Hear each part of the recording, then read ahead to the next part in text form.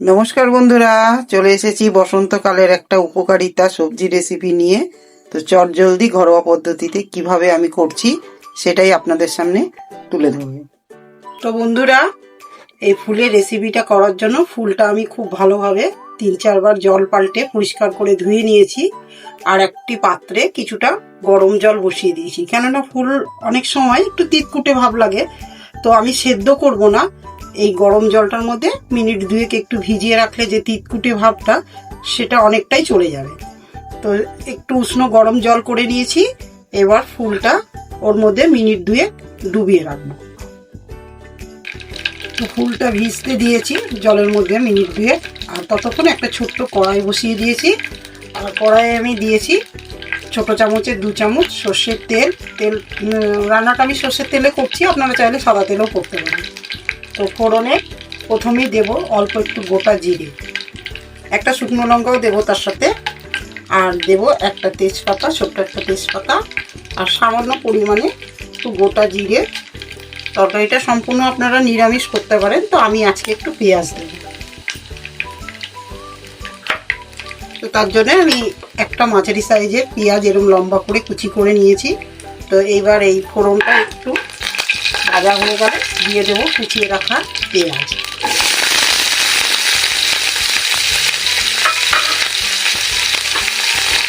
পেঁয়াজটা একদম কড়া লাল করব না, কেন আলুটাও একটু ভাজতে হবে। তাই একই সাথে আমি পেঁয়াজ আর আলু একসাথে ভাজা করে নেব। আমি অল্প একটু মাঝারি সাইজের একটু আলু ছোটো ছোটো করে কুচি করে কেটে নিয়েছি। আপনারা চাইলে এর সাথে বেগুনও দিতে পারেন।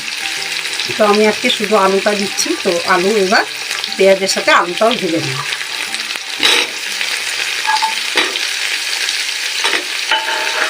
আলু দিয়ে দিয়েছি, এই সময়ে দিয়ে দেব তরকারিতে যতটা পরিমাণ লবণ লাগবে, কেননা লবণ দেওয়ার কারণে আলুটা খুব তাড়াতাড়ি নরম হয়ে যাবে। তো তরকারিতে যতটা পরিমাণে লবণ লাগবে আমি দিয়ে দিলাম লবণ। আর দেবো সামান্য পরিমাণে একটু হলুদের গুঁড়ো, 1/2 চামচ হলুদের গুঁড়ো। আর আমি এতে শুধু পেঁয়াজই দিয়েছি, তাছাড়া আর রসুন টসুন কিছু দেবো না, কারণ পুষ্টিগুণটা বজায় রাখার জন্য মশলা তেল যত কম দেওয়া যায় ততই ভালো। তো দেবো অল্প আদা আর একটা কাঁচা লঙ্কা, গোটা জিরে আমি একসাথে পেস্ট করে নিয়েছি। তো আলুটা আরও কিছুক্ষণ ভেজে নেব, দিয়ে মশলাটা দিয়ে কষাবো। আলু অনেকটাই ভাজা হয়ে এসেছে। এই সময়ে আমি এই যে বলেছিলাম একটা কাঁচা লঙ্কা, লাল কাঁচা লঙ্কা, সঙ্গে একটু আদা আর অল্প গোটা জিরে, কেননা আমি এখানে কোনো আর শুকনো মশলা দেবো না হলুদ বাদে। তো একসাথেই বেটে নিয়েছিলাম।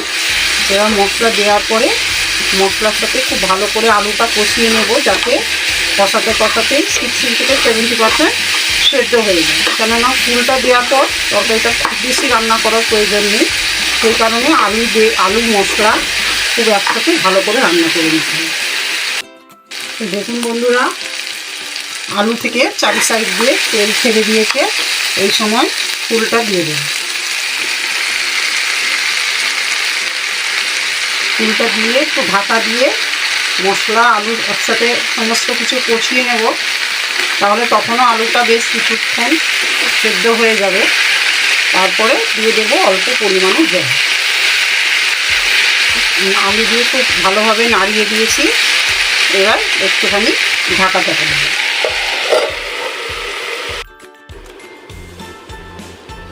ফুলটা দেওয়ার পর 1 মিনিট ঢাকা দিয়েছিলাম। এবার আলুটা সামান্য কিছু পরিমাণে সেদ্ধ হওয়া বাকি রয়েছে। তো খুব বেশি জল দেব না, কেন এই তরকারিটা একটু মাখো মাখোই ভালো লাগে। গরম গরম শুকনো ভাতের সাথে দারুণ খেতে হয়। তো দিয়ে দেব সামান্য পরিমাণে জল।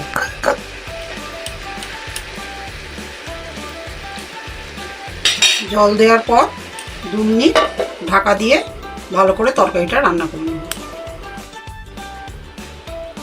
তো বেশ কিছুক্ষণ ঢাকা দিয়ে রেখেছিলাম, জলটা প্রায় শুকিয়ে এসেছে। এবার দিয়ে দেব সামান্য পরিমাণে একটু গরম মশলা গুঁড়ো।